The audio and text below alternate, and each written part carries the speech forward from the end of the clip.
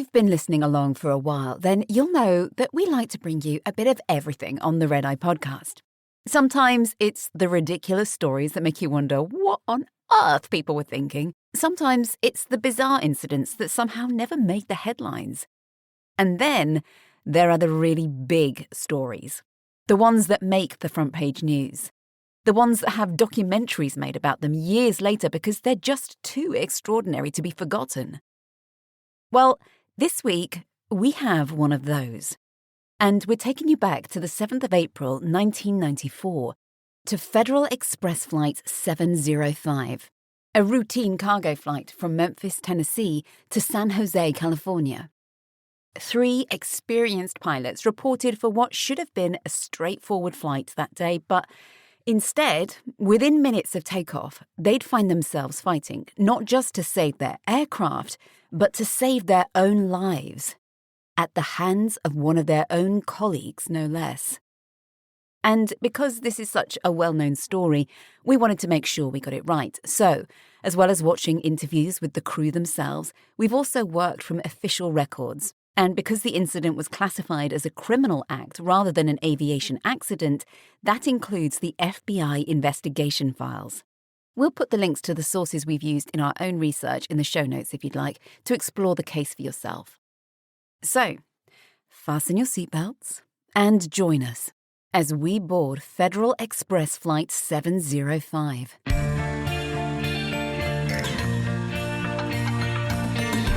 Doors to armed and cross-check. Come fly the Red Eye! Welcome aboard the Red Eye.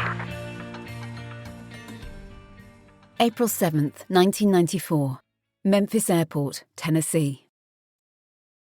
Auburn Calloway thanked the person on the end of the phone and hung up. The jump seat was his. It was the very flight he was meant to be operating, but after arriving back a single minute beyond the company's duty time limit the previous evening, he'd been pulled off. So now he'd be going as a passenger.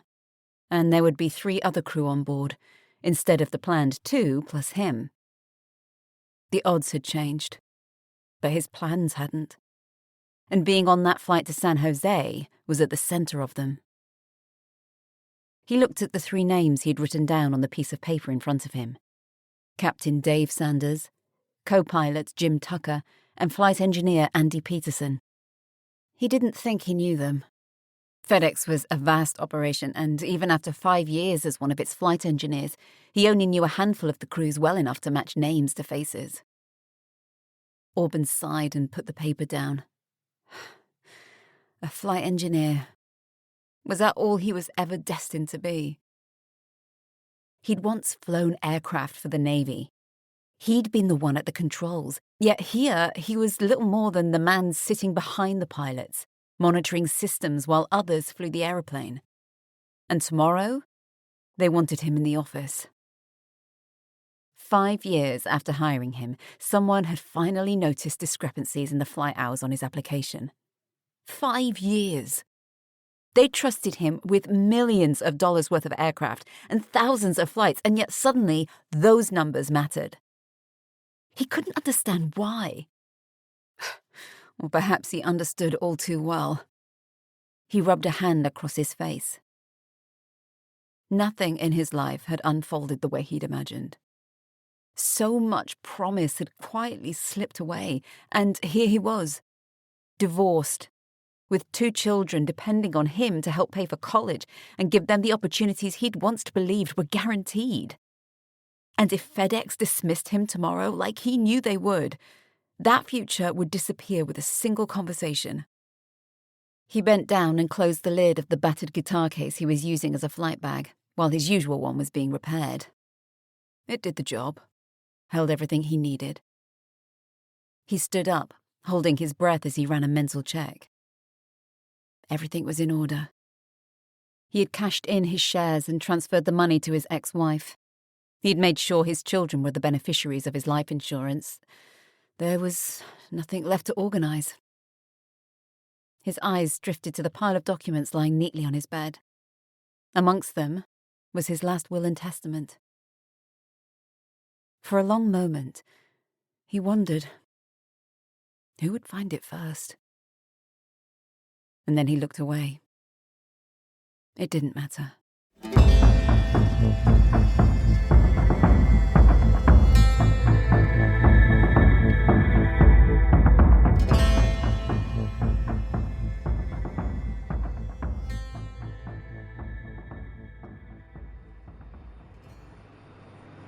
Flight engineer Andy Peterson was the first to arrive at the aircraft. As call-outs went, a 10-hour round trip to California was straightforward enough, he thought as he walked across the tarmac towards the DC-10 assigned to the flight. He loved the old tri-jet. It wasn't the prettiest aircraft out there, but it was dependable, a workhorse, and there was something satisfying about being the person responsible for its systems. If anything was amiss, it was usually the flight engineer who found it first. A flash of white caught his eye at the top of the air stairs. Someone was already on board. He squinted against the morning sun, and as he climbed, he could make out the gold stripes on the man's shoulders, just like his own. That was odd, he thought, nearing the top. He knew that neither of the pilots had come out ahead of him. Perhaps crew scheduling had accidentally assigned another engineer. The man smiled and held out his hand as he reached the top. "Hey, Auburn Calloway, I hope you don't mind. I'm just catching a ride with you today." Andy smiled back. Now it made sense. They had a jump-seater. "Not at all. Make yourself at home," he said, stepping into the cockpit. He liked to get ahead of his checks before the pilots arrived. "I'll catch you in a while." Andy settled into his seat and began working methodically through the engineer's panel, his eyes scanning hundreds of gauges, switches, dials, almost from memory. On the circuit breaker panel, one button caught his attention, protruding slightly from the others. It was the one for the cockpit voice recorder, and apparently it had popped. Andy frowned and pushed it back in, trying to remember if he'd ever seen that particular breaker pop before. He couldn't, but circuit breakers had a habit of developing personalities, although thankfully most reset without complaint and never troubled you again. Still, he made a mental note to keep an eye on it. A few minutes later, the two pilots arrived together. Auburn greeted Dave Sanders and Jim Tucker politely, careful not to keep them talking for too long. They all knew that everyone had a job to get on with. There would be time for conversations later. As he stepped past Auburn, Jim noticed the battered guitar case resting on the floor in front of the curtain. "You play the guitar?" he asked over his shoulder. Auburn grinned and gave a small shrug. "I play at it." The three quickly settled into their routines, getting through everything they each had to do. Andy completed his external walk-around and, happy that they were fit to fly, sat back in his seat, scanning the controls one last time. His eyes stopped when he noticed the same circuit breaker had popped again. He sighed quietly and pushed it back in for a second time. The cockpit voice recorder was a no-go item. If it popped one more time, the aircraft wasn't leaving the gate. Maintenance would have to be called, the flight delayed, and all four of them would probably end up back on reserve before the morning was over. He kept his finger on the breaker for a moment, almost willing it to stay in. 1 second. 2. 3. It held. And he finally let out the breath he hadn't realized he'd been holding. "All good at my end, Dave," he called. The captain gave a nod. "Right then, let's go to San Jose."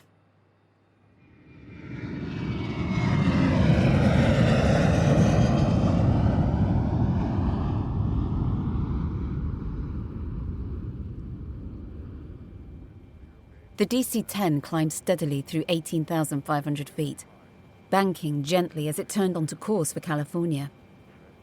Jim had the controls in the right-hand seat. He eased the aircraft through the clear morning sky with the light touch that came from thousands of hours in the cockpit. Days like this were a pleasure to fly.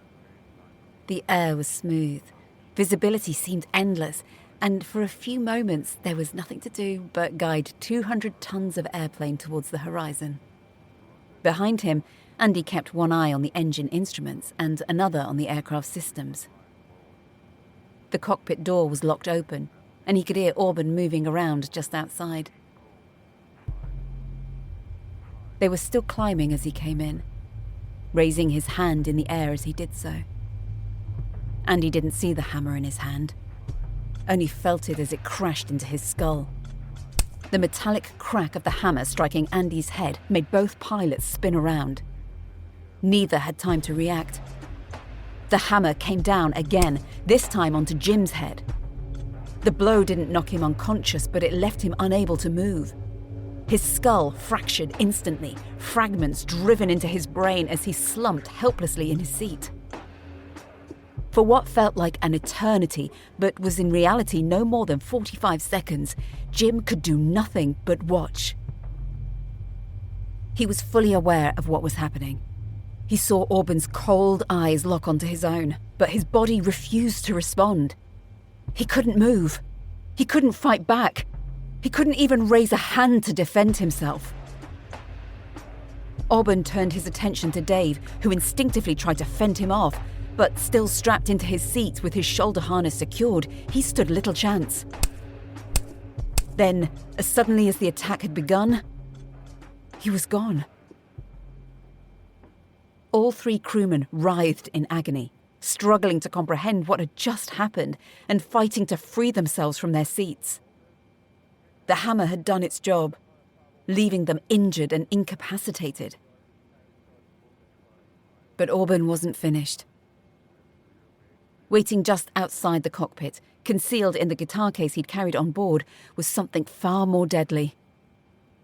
Within moments, he returned, calmly raising a spear gun and aiming it at each of the three men in turn. "Sit down," he barked. "Get back in your seats. This is a real gun and I'll kill you." The tip of the spear hovered inches from Andy's face. His ears rang incessantly and the cockpit seemed to sway around him. But amongst the noise, he knew that if he didn't act now, they were all going to die.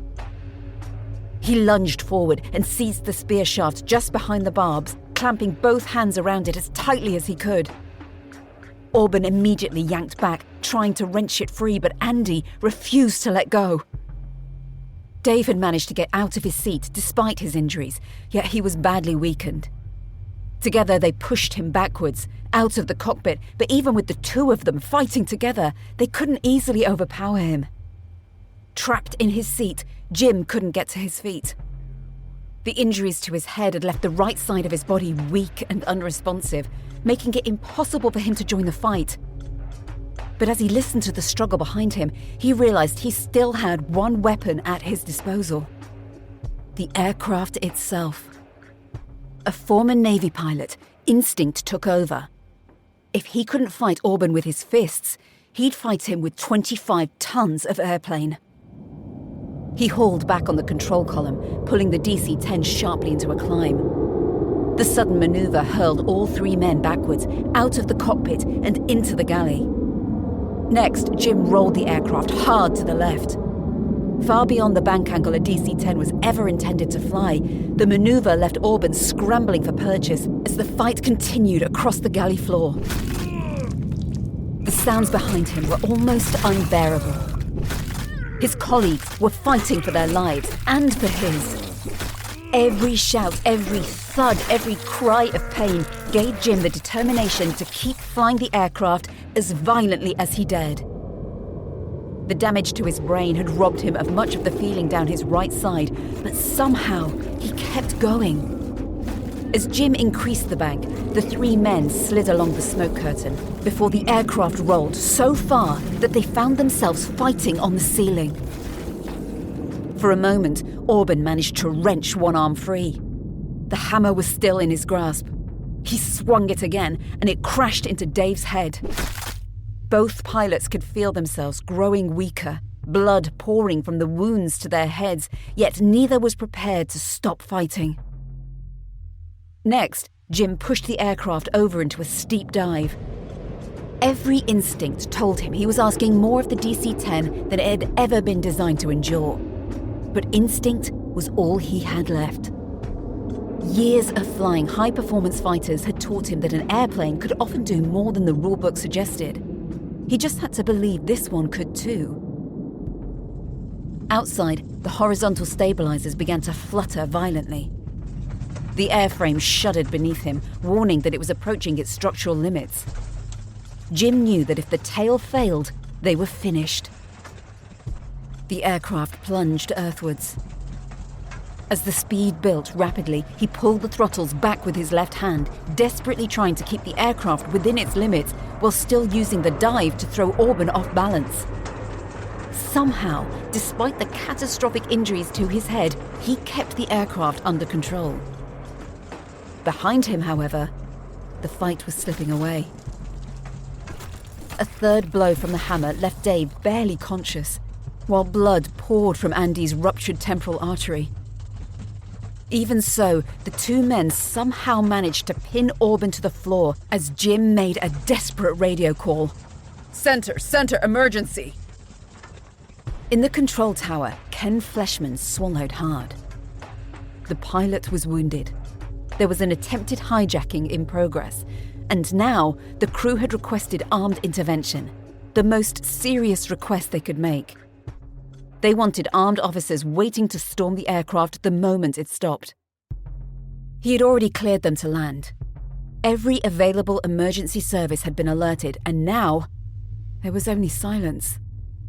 Occasionally the radio crackled to life, but all Ken could hear was heavy breathing and the indistinct sounds of a desperate struggle. Then he looked up at the radar screen.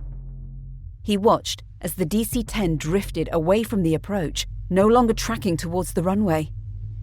His heart sank. From the tower, there was only one explanation that made sense. The attacker had taken control. What Ken couldn't know was that the opposite was true.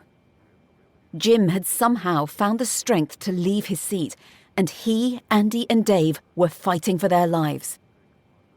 For crucial moments, no one could devote their full attention to flying the aircraft, and the DC-10 had drifted away from the approach as the battle continued. Then, for the first time since the attack begun, Auburn stopped fighting. Pinned beneath Jim and Andy, his own head bloodied by the same hammer he had used against them, Auburn Calloway lay motionless. Dave strapped himself back into the left-hand seat. Never in his life had he imagined striking another human being with a hammer, let alone bringing it down 4 times. But he hadn't had a choice. It had been him or the man who was trying to kill them all. Faced with that decision, he had chosen his crew. Even so, it sat heavily in the pit of his stomach. But there'd be time to think about that later. For now, there was only one priority: getting them safely back on the ground. He had no idea how much blood Andy had already lost, that his skull was fractured and his body was beginning to slip into shock. He didn't know that Jim had a fractured skull too, that a blood clot was forming on his brain, or that the right side of his body had been left dangerously weakened. What he did know was that the 3 of them were still alive, and he intended to keep it that way. Behind him, Jim felt something shift beneath his weight. A twitch. And then the unmistakable tensing of muscle. Auburn was coming back to life. Jim was a big man himself, 6'4" and muscular, but his strength had been all but drained away. He could feel himself fading. Even so, he and Andy clung to Auburn's back as he hauled himself upright using the jump seat, his determination somehow giving him almost superhuman strength. A searing pain exploded across Jim's face. Auburn reached behind him and drove his thumb into Jim's eye, trying to gouge it from its socket. He was getting stronger. They were getting weaker. Dave glanced over his shoulder as the struggle erupted again. 7,000 feet remained before the runway. 7,000 feet too much. He leveled the aircraft and engaged the autopilot before sliding his seat back and throwing himself into the fight once more. He had to finish this. He had to take back his aircraft. Whatever it took. His hand closed around the hammer lying beside the flight engineer's seat. I think we have him under control! Jim shouted. Dave stopped. Beneath them, Auburn sagged back to the floor once more. He returned to the left-hand seat, blood clouding his vision as he forced himself to think. They were too high. They were too heavy. But whatever it took to get the DC-10 onto the ground, he would do it, even if it meant breaking the airplane in the process. He banked sharply, lining up with runway 36L, the longest runway available. Behind him, the struggle continued. A hammer skidded across the cockpit floor. Andy reached it first. You gotta hit him, Andy! Jim shouted, seeing him hesitate. You've gotta hit him! As the ground proximity warning system blared its warnings, Dave shut everything else out and concentrated on getting the aircraft onto the runway. Get here now! Get over here in a hurry! He shouted over the radio.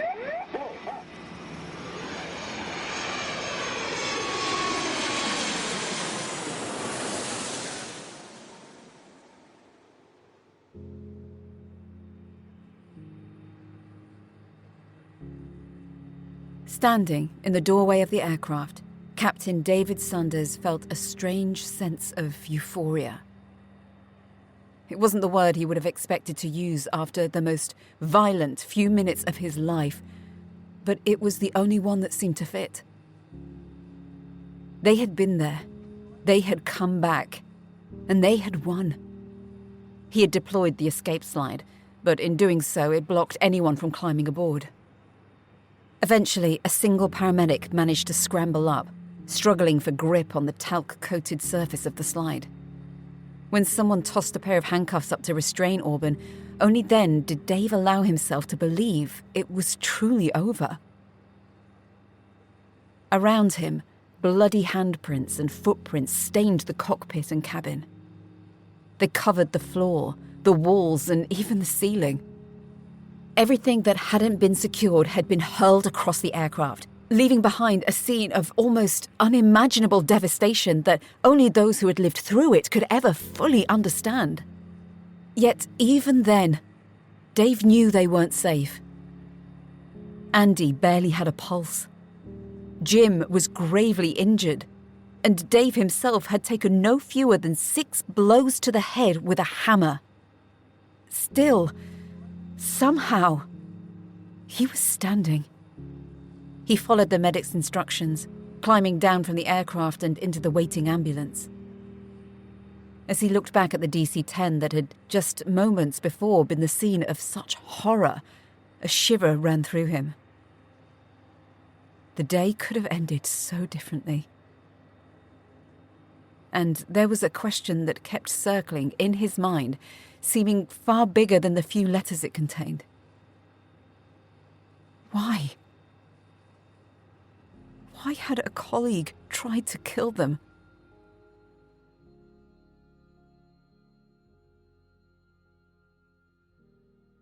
When the FBI investigated the events aboard Flight 705, they discovered that Auburn Calloway had concealed no fewer than 4 hammers, a hunting knife, and a spear gun inside the guitar case he'd carried on board. At the time, cargo flight crews were rarely subjected to security screening before a flight, making it alarmingly easy for him to walk onto the aircraft with the weapons. Calloway had expected to be flying with the crew from the previous shift, one of whom was a woman. A skilled martial artist, he almost certainly hadn't anticipated the ferocious resistance he encountered from Jim Tucker, Dave Sanders, and Andy Peterson. Exactly what he intended to do once he had gained control of the aircraft, however, was never fully established. Among the debris strewn across the cockpit, investigators found a handwritten note. It was unsigned, but it was clearly addressed to Calloway's ex-wife and mentioned their children by name. Near the end, after writing about his worries and struggles, he concluded, "I resolved quite some time ago that the next time my security and future is threatened or seriously jeopardized, it's time. My time to go." Because of the actions of those 3 courageous pilots, Calloway never had the opportunity to carry out whatever final plan he had intended. Instead, he was convicted of aircraft piracy, attempted murder, and related federal offences, and sentenced to life imprisonment without the possibility of parole. None of the 3 flight crew ever returned to commercial flying. Their injuries were simply too severe. Their actions that morning, however, ensured that Flight 705 became one of aviation's most remarkable survival stories, rather than one of its darkest tragedies. On May 26, 1994, all 3 pilots were awarded the Gold Medal Award for Heroism, the highest honour a civilian pilot can receive. In the words of Captain Dave Sanders, "We train as crew, we fly as crew, and unfortunately on April 7th we fought as a crew. It was hand-to-hand combat. It was life or death, and we lived. We saved each other's lives, and we literally owe our lives to each other. And here at the Red Eye, we'd like to think we'd all do exactly the same for our own crews." Aircraft with emergency, say again. Express 705. I've been wounded. We've had an attempted takeover on board the airplane. Give me a Victor, please. That's to Memphis at this time. Hurry. Listen. Hey, center.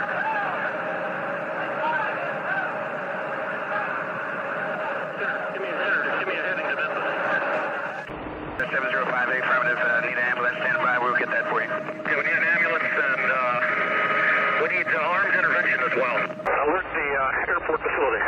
Express 705, we have an emergency. He's turning back direct Memphis. He had an attempted takeover. He is wounded at this time. He's had an attempted takeover? The affirmative. He's north of Forest City by about 8 miles at this time. He's been wounded. He sounds like he's in bad shape. Okay. If he goes back over, I'll try to get him directed toward the airport. Did they subdue the assailants or what? They're not sure. I heard some noise in the background. Okay. It sounded like he said he'd been injured. He didn't say if he'd been shot. The Red Eye podcast is written by Kaylee Kay, narrated and produced by me, Ali Murphy. These stories are based on true events, but certain details, characters, and timelines have been altered to protect the innocent. Visit our website, theredeyepod.com, to subscribe to our newsletter and to find out details on how you can contribute your story for us to turn into an episode. If you enjoyed listening to our stories, please like, subscribe, and review. Thank you. Thank you for listening to the Red Eye podcast. You guys are why we do this. We love the stories that you have, and we love telling you the stories that people share with us. To help us reach more people and get the podcast really out there, we would really appreciate it if you left a review. It just helps our podcast be a little bit more visible. Thank you.